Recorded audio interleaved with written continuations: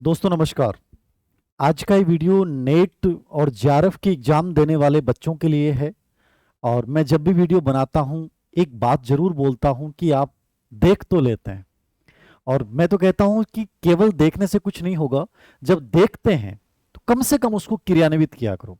और आज की इस वीडियो को या तो आप देखना मत और आगे पूरा देखो ना, कंप्लीटली क्रियान्वित होना चाहिए। मैं ये नहीं सुनना चाहता कि आप ये बोलें कि सर नेट नहीं हो पाई। इतना बड़ा एग्जाम है नहीं। जितना आप यूट्यूब पे देखेंगे तो आपको बताया जाएगा कि नेट होना बहुत मुश्किल है, नेट का पेपर बहुत हाई लेवल का आएगा इस बार। ये केवल आपको डराने का प्रयास है। मुझे लगता है कि सबसे आसान एग्जाम है। थोड़ा सा सिस्टमेटिक तरीके से यदि आपने इसके एग्जाम पैटर्न को पकड़ा, इस बार की नेट अलग है। क्यों अलग है इस बार के नेट? क्योंकि इस बार चार बड़े बदलाव किए गए हैं। सबसे पहले कोई भी परीक्षा हम देने जा रहे हैं, हमें यह देखना पड़ेगा कि वो चार बदलाव क्या है। उन चार बदलाव के मद्देनजर मेरी रणनीति क्या होगी, और क्या मैं इस रणनीति को कंप्लीटली फॉलो करूंगा, और क्या एक बार में फर्स्ट बार में मेरी जेआरएफ हो सकती है, क्या फर्स्ट बार में मैं नेट कर सकता हूं, चाहे मुझे कुछ भी नहीं पता हो, कर सकता है। मैंने कहा सबसे आसान है। वो चार बड़े बदलाव समझने हैं, उससे पहले थोड़ा सा नोटिफिकेशन देखेंगे। ये कल नोटिफिकेशन आया है जून 2024 का, क्योंकि हमें पता है कि वर्ष में 2 बार नेट होती है, लेकिन मैं चाहता हूं कि दूसरी बार क्यों देनी। फर्स्ट बार इतने अच्छे से स्कोर कर डालो कि जेआरएफ मिल जाए। और जेआरएफ मिलने का मतलब है आपको 5 साल के लिए एक नौकरी मिल गई है। आप किसी के भरोसे नहीं हो। आप चाहे यूपीएससी दें, चाहे आप कोई भी कंपटीशन दें, आप कंप्लीटली आत्मनिर्भर बन जाओगे। कोशिश करें, टारगेट लेके चलें कि मुझे जेआरएफ निकालनी हो, फर्स्ट बार निकालनी। 20 अप्रैल 2024 से 10 मई 2024 तक आप फॉर्म भर सकते हैं। आपको ऑनलाइन फॉर्म भरना है, ठीक है। 11 मई और 12 मई को आप फीस जमा करवाने की डेट है। 13 मई से 15 मई कोई करेक्शन आपका है तो वो हो जाएगी। और एग्जाम डेट जो पहले इन्होंने डाली थी वो 10 जून के आसपास डाली थी। अब जो एग्जाम होगी वो होगी 16 जून 2024 को, ठीक है। तो 16 जून 2024 से जो है वो इसकी नेट का एग्जाम अनाउंस है। फीस जो है फॉर्म की वो जनरल के लिए 1150 है, ओबीसी ईडब्ल्यूएस जनरल में और बाकी जितनी कैटेगरियां एनसीएल वगैरह वो 600 हैं, और एससी एसटी पीडब्ल्यूडी के लिए 325 हैं, ठीक है। थर्ड जेंडर के लिए भी 325 हैं। तो फीस मायने नहीं रखती। यदि आपका नेट हो जाता है, आपका जेआरएफ हो जाता है, तो मैंने कहा कि आप गवर्नमेंट जॉब लगना आपका प्रयास है। लेकिन कई बार इस दौर में हमें कहीं ना कहीं एक ऑप्शन होना चाहिए, और नेट और जेआरएफ आपको एक ऑप्शन देता है कि आप कहीं भी प्राइवेट कॉलेज में 2 घंटे जाके क्लास लेके आ गए, आपके पास आपका खर्चा निकल जाएगा। प्लस आपके माइंड में रहेगा कि कम से कम नेट और जेआरएफ तो हूं, कहीं तो खड़ा हो जाऊंगा। एक पात्रता परीक्षा है, लेकिन उच्च शिक्षा में जाने वाले बच्चों के लिए पहली सीढ़ी है नेट। शुरुआत में आ रहा था कि पीएचडी जो है वही सब कुछ हो जाएगी, लेकिन फिलहाल जो यूजीसी है वो इस बात को जोर दे रही है कि नेट के बिना कुछ भी नहीं है, यानी नेट ही सब कुछ है। तो नेट जब सब कुछ है और उच्चतम शिक्षा में आपको जाना है, तो फिर अच्छे से कीजिए ना, एक बार में कीजिए ना। क्यों दिसंबर का वेट करना है? और जेआरएफ कीजिए ना यदि आप बेरोजगार हैं। बेरोजगार जॉब में लगे हुए हैं तो जेआरएफ का वैसे भी कोई फायदा नहीं मिलना, क्योंकि आपको स्कॉलरशिप मिलेगी नहीं। तो वहां जो भी स्कोर होता है उसका बड़ा फायदा ये है, क्योंकि इस बार 4 बड़े बदलाव किए गए। उन बदलाव की मैं चर्चा कर लेता हूं। वो 4 बदलाव क्या है? 4 बड़े बदलाव क्या है ये आप समझिएगा। 4 बड़े बदलाव। पहला बदलाव यह है कि इस बार एग्जाम ऑफलाइन होगा।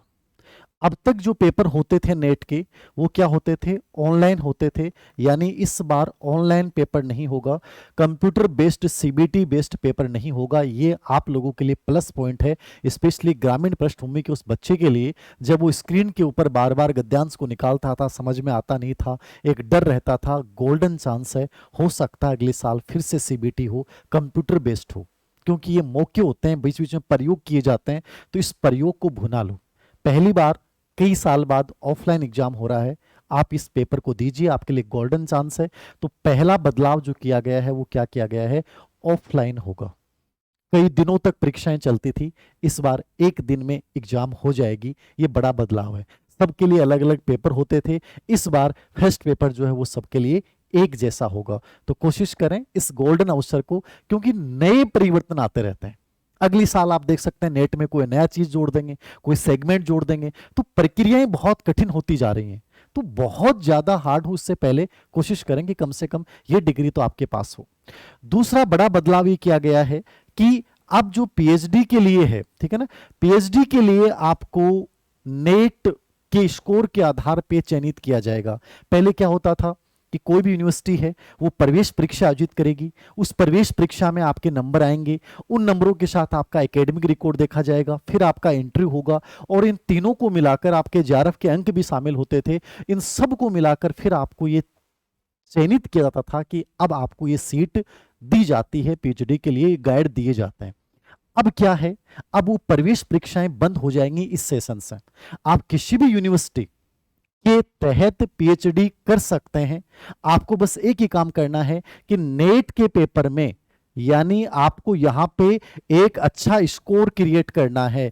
बहुत अच्छा स्कोर क्रिएट कर लेंगे, आप जिस यूनिवर्सिटी पे अंगुली लगाएंगे वहीं आपको सीट मिल जाएगी। तो कोशिश करें इस नेट को केवल इस रूप में मत लें कि मुझे नेट करना है, जेआरएफ करना है। आप इस रूप में भी लीजिए कि मेरा स्कोर जितना मैक्सिमम होगा, मेरी संभावनाएं पीएचडी के लिए बढ़ जाएंगी कि मैं बिना कोई एग्जाम दिए डायरेक्ट जो है आप पीएचडी में प्रवेश पा सकेंगे। तो ये दूसरा बड़ा बदलाव है कि नेट के स्कोर के आधार पे, और वो हर बार आप, यदि आपका इस बार नहीं होता अगली बार नेट दीजिए, उसमें स्कोर अच्छा होता है तो उसके आधार पे आप प्रवेश लीजिए, वो आपके ऊपर डिपेंड करता है। वही सीटेट वाली स्थितियां। तीसरा बड़ा बदलाव इन्होंने ये किया है कि 4 सेमेस्टर, जो 4 वर्षीय जो सेमेस्टर एग्जाम होती है, 4 वर्षीय जो सेमेस्टर एग्जाम होता है, 4th ईयर, ठीक है, तो 4 वर्षीय सेमेस्टर एग्जाम के बाद आपको पीजी करनी होती है। नॉर्मली क्या होता है, नेट जेआरएफ के लिए आपको एमए होना चाहिए, एमए प्रीवियस आपकी होनी चाहिए। एमए अपीरियड में हो तो भी आप नेट दे सकते हैं। आपको एमए में 50% रिजर्व्ड कैटेगरियां और अनरिजर्व्ड कैटेगरियों में 55% नंबर आपके होने चाहिए। वो रूल्स आज भी है, उसमें कोई डाउट नहीं है। लेकिन तीसरा बड़ा बदलाव क्या किया गया है कि मान लीजिए आपने 4 वर्षीय एकीकृत स्नातक कोर्स आप कर रहे हैं, इंटीग्रेटेड कोर्स आप कर रहे हैं, और उसके अंतिम वर्ष में शामिल है। जैसे 8 सेमेस्टर होते हैं और आप 8वें सेमेस्टर में शामिल हैं, तो 8वें सेमेस्टर में यदि आप शामिल हैं तो आप जो हैं वो इस एग्जाम का फॉर्म भर सकते हैं और एलिजिबल हैं। बिना पीजी किए भी आप नेट का फॉर्म भर सकते हैं और नेट के लिए एलिजिबल हो जाएंगे। तो जो एकीकृत स्पेशली 4 वर्षीय जो स्नातक कर रहे हैं, न्यू एजुकेशन पॉलिसी के उस प्रावधान के अकॉर्डिंग जो भी जिन्होंने प्रवेश ले लिया है और जिनका लास्ट सेमेस्टर चल रहा है, वो नेट का फॉर्म भर सकते हैं। और दूसरा अंतिम जो बड़ा बदलाव किया गया है, चौथा, वो ये किया गया है कि 4 वर्षीय जो ग्रेजुएशन कर रहे हैं वो बच्चे किसी भी विषय में, जरूरी नहीं कि उनके उस 4 वर्षीय स्नातक में वो विषय है, मान लीजिए उनके वो विषय नहीं है और वो चाहते हैं कि मैं नेट इस विषय से दूं, तो आप किसी भी विषय से नेट दे सकते हैं। लेकिन आपको ये देखना होगा जिस विषय से नेट दोगे उसी में आप पीएचडी करोगे, ठीक है। तो पीएचडी जो आप करोगे वो उसी विषय से करोगे जिससे, यानी स्नातक में आपके विषय नहीं है 4 वर्षीय कोर्स में, लेकिन फिर भी आप नेट का उस विषय से फॉर्म भर सकते हैं। और विशेष बात यह कि जिससे आप नेट का फॉर्म भरेंगे आपको पीएचडी के लिए प्रवेश उसी विषय में लेना होगा। तो ये 4 बड़े बदलाव कौन कौन से, एग्जाम ऑनलाइन के स्थान पे ऑफलाइन होगा, पॉजिटिव बदलाव है। पीएचडी प्रवेश परीक्षा नेट के स्कोर के आधार पे होगी, प्रवेश परीक्षा नहीं देनी होगी आपको, पॉजिटिव बदलाव है। 4 वर्षीय सेमेस्टर वाले बच्चे जो अंतिम वर्ष में शामिल हैं वो नेट का फॉर्म भर सकते हैं और वो किसी भी विषय से भर सकते हैं, लेकिन उनको इन फ्यूचर उस विषय में पीएचडी करनी होगी। ये 4 इस बार के बड़े बदलाव हैं। अब कुछ बच्चे या कुछ वीडियो आप देखेंगे कहेंगे कि तो इसका मतलब पेपर का लेवल बहुत गजब का आएगा। कहीं डरने की आवश्यकता नहीं है, उनके अपने उद्देश्य हो सकते हैं। पेपर का लेवल आप कभी भी देख लो, नेट का पेपर का लेवल बहुत सामान्य होता है। सिस्टमली आप फर्स्ट पेपर और सेकंड पेपर को बहुत अच्छे से बैलेंस बना के चलते हैं तो आपकी नेट जेआरएफ हो सकती है। तो ये 4 बड़े बदलाव थे। अगली जो बात मैं कह रहा हूं, सवाल आता है कि सर इसके लिए कोई न्यूनतम आयु होती है क्या? कोई न्यूनतम नहीं होती और कोई मैक्सिमम नहीं होती, ठीक है ना। तो आपके लिए न्यूनतम आयु होती है नेट जेआरएफ का फॉर्म भरने के लिए, उसका नेट का फॉर्म भरने के लिए, ना मैक्सिमम होती है। यद्यपि आप जेआरएफ करना चाहते हैं तो जेआरएफ के लिए रिजर्व्ड कैटेगरी के लिए 30 वर्ष अधिकतम होती है और अनरिजर्व्ड कैटेगरी के लिए 35 वर्ष होती है। यानी रिजर्व्ड कैटेगरी वाला बच्चा केवल 30 वर्ष तक यदि उसकी जेआरएफ यानी कि हो जाती है तो लाभ मिलेगा। 30 वर्ष से अधिक उसकी आयु है तो उसको जेआरएफ उसकी नहीं मानी जाएगी, चाहे उसका स्कोर जेआरएफ के बराबर हो या ज्यादा हो। अनरिजर्व्ड रिजर्व्ड जो कैटेगरियां हैं, ओबीसी हैं, एसटी एससी हैं, ठीक है, उन सब के लिए जो है वो क्या है 35 वर्ष है। उनके लिए क्या है 35 वर्ष है। हाँ, महिलाओं के लिए सभी के लिए 5 वर्ष के अतिरिक्त छूट है, इसलिए उन महिलाओं के लिए सभी के लिए क्या है 35 वर्ष है। महिलाओं के लिए सभी के लिए जेआरएफ के लिए 35 वर्ष है। नेट की कोई आयु नहीं है, आप 60 साल की आयु में, 65 साल की आयु में, 70 साल की आयु में भी नेट कर सकते हैं। आपको एक बार नेट करना होता है, वो आजीवन वैलिड रहता है। क्या रहता है? आजीवन वैलिड रहता है। आपको बार बार नेट करने की आवश्यकता नहीं है, आजीवन वैलिड रहेगी नेट, केवल एक बार आपको करनी है। आप किसी भी स्टेट के लिए, किसी भी सेंटर सरकार की कोई भर्ती के लिए, किसी भी जगह आप आवेदन कर सकते हैं असिस्टेंट प्रोफेसर भर्ती परीक्षा के लिए, और प्राइवेट कॉलेज में तो निश्चित रूप से कर ही सकते हैं, वहां भी आपको नेट होना जरूरी है। अब आपके दिमाग में आता है कि सर नेट और जेआरएफ में डिफरेंस क्या है? सिंपल सा डिफरेंस है। यदि आपका स्कोर बहुत अच्छा जाता है, मान लीजिए आपके 50% फर्स्ट पेपर में आते हैं और सेकंड पेपर में आते हैं 100%, ठीक है, टोटल हो गए 150। इन 150 में से मान लीजिए आप 65% प्लस लेके आते हैं, कम भी रह जाती है, अलग अलग विषयों की अलग अलग होती है, उपलब्ध सीट के अकॉर्डिंग होती है। 6% टोटल पूरे भारतवर्ष के जो बच्चों को पास किया जाता है नेट के अंतर्गत, तो 65% नंबर यदि आप प्राप्त कर लेते हैं तो आपकी नेट हो जाती है। 65 के बाद 70 से लेकर 75, हो सकता है 70 पे भी हो जाए, कई बार 69 पे भी हो जाती है, ये एक एवरेज बता रहा हूं। 70 से 75% के बीच में यदि आपका स्कोर रहता है तो आपकी जेआरएफ हो जाती है। जेआरएफ का मतलब है जूनियर रिसर्च फेलोशिप, यानी आपको हर महीने लगभग 35,000 से 40,000 के बीच में एक स्कॉलरशिप मिलेगी। 20 से 25 लाख रुपए आप 5 साल के दौरान आराम से प्राप्त कर सकते हैं, कैसे भी प्रिपरेशन कर सकते हैं, किसी पे डिपेंड नहीं रहेंगे। लेकिन जेआरएफ के लिए जनरल कैटेगरी के 30 वर्ष और महिला प्लस अदर रिजर्व्ड कैटेगरी के लिए 35 वर्ष का होना जरूरी है। 35 वर्ष से ऊपर फिर आपकी नेट ही होगी। जो गवर्नमेंट सर्विस में लगे हैं उनको जेआरएफ का लाभ नहीं मिलेगा, उनको स्कॉलरशिप नहीं मिलेगी। तो ये बड़ा बदलाव है, इसको देख लीजिएगा। तो मिनिमम आयु नहीं होती, मैक्सिमम आयु केवल जेआरएफ के लिए होती है, बाकी नेट के लिए नहीं होती। एक बार एग्जाम देना होता है, लाइफ टाइम वैलिड रहता है, ठीक है। आपका फर्स्ट पेपर 50% आते हैं, सेकंड पेपर में आपका सब्जेक्ट होता है उसमें 100% आता है। सर कैसे करें, क्या करें, क्या कितने समय में नेट और जेआरएफ की जा सकती है? ईमानदारी से 2 महीने भी सीरियसली आपने थोड़ा बहुत पहले से सब्जेक्ट को पढ़ा हुआ है, ईमानदारी के साथ बैलेंस बना के ओल्ड क्वेश्चन पेपर को बेस बनाकर पढ़ते हैं, तो हो सकता है आपका फर्स्ट बार जेआरएफ हो जाए। मैंने बहुत सारे बच्चों को देखा है जिन्होंने पता नहीं कितनी बार जेआरएफ की है और यूं ही देने जाते हैं और हो जाती है। मतलब आपको पेपर हल करने का तरीका पता है, आप थोड़ा सा फर्स्ट पेपर को बैलेंस करके चलते हैं, केवल सब्जेक्ट आपको जेआरएफ नहीं दिलाएगा, नेट नहीं दिलाएगा। अलग अलग स्ट्रेटजी हैं। मैं चाहूंगा तो हर विषय के लिए 5-5, 7-7 मिनट की वीडियो लेके आ जाऊंगा। हिस्ट्री, साइकोलॉजी, पॉलिटिकल साइंस, वैसे मेरे यूट्यूब चैनल पे पहले से मैंने डाले हुए हैं, फिर भी मैं दोबारा से एक सीमित कंटेंट के साथ कि आप एक एक 2-2 किताबें अपने विषय की पढ़िए। फर्स्ट पेपर के लिए आप क्या पढ़ सकते हैं?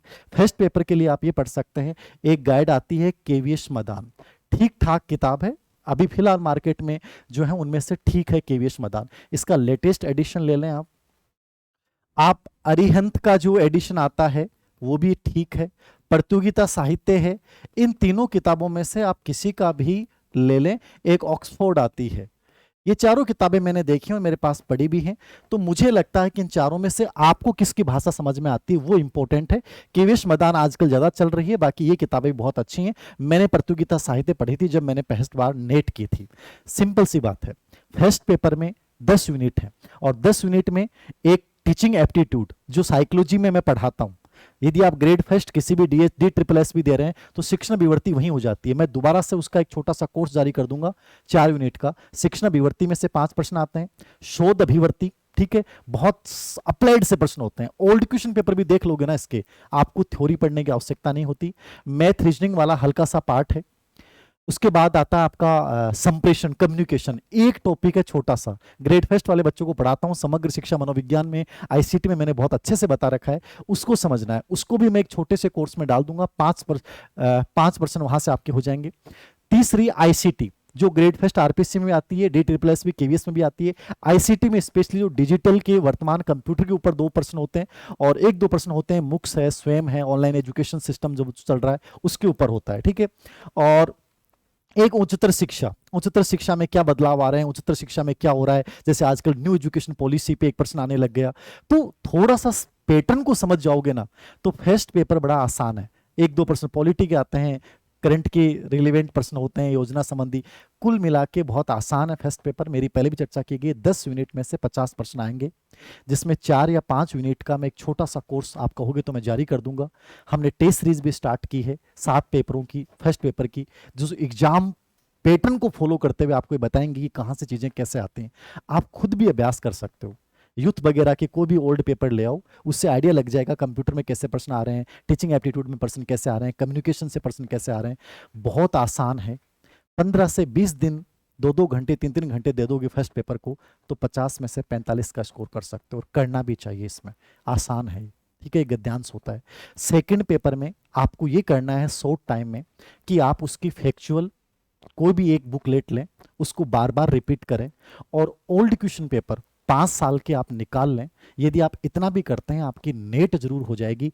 कहीं भी किसी भी कोचिंग के नाम पे भटकने की आवश्यकता नहीं है, पेपर के नाम पे डरने की आवश्यकता नहीं है। लेकिन मैं फिर कह रहा हूं, अप्लाई कीजिएगा मेरी इन बातों को। ये बार बार का झंझट मत रखा करो कि सर अगली बार नेट दे लेंगे। इसी बार देनी है, इसी बार क्लियर करनी है, और जेआरएफ का टारगेट लेके करनी है। एक छोटी सी सफलता आपके आत्मविश्वास को 7वें आसमान पे पहुंचा देती है। गवर्नमेंट नौकरी की राह आसान हो जाएगी यदि आप इसको कर लेते हैं। बदलाव मैंने 4 बता दिए, पैटर्न मैंने आपको बता दिया, किताब की चर्चा मैंने कर ली। फिर भी कोई सवाल जो आपके दिमाग में, जहन में चल रहा हो, कमेंट बॉक्स में लिख दीजिएगा, हमारी टीम से संपर्क कीजिएगा। कोशिश करेंगे कि आपको फर्स्ट बार इस सपने तक पहुंचाएं, उच्चतम शिक्षा के जाने के द्वार तक पहुंचाएं। क्योंकि मैं खुद कॉलेज में प्रोफेसर हूं, तो मैं इस प्रोसेस से जुड़ा हुआ हूं। एक ड्रीम जॉब के लिए जाना है तो यहां से गुजरना पड़ेगा, लेकिन एक बार में, फर्स्ट बार में। प्रक्रिया आसान है, वैचारिक रूप से मजबूत रहना है, जिम्मेदारी लेके करोगे, दूसरों पे डिपेंड नहीं रहोगे, तो निश्चित रूप से फर्स्ट बार में हो जाएगी। तो ये कुछ चीजें थी मेरे अकॉर्डिंग, मैंने चीजें बता दी हैं। 4 बड़े बदलाव का मैंने बता दिया है, ये पूरा सिस्टम है। Thank you very much. कोई पर्सन हो तो कमेंट बॉक्स में लिख दीजिएगा। धन्यवाद।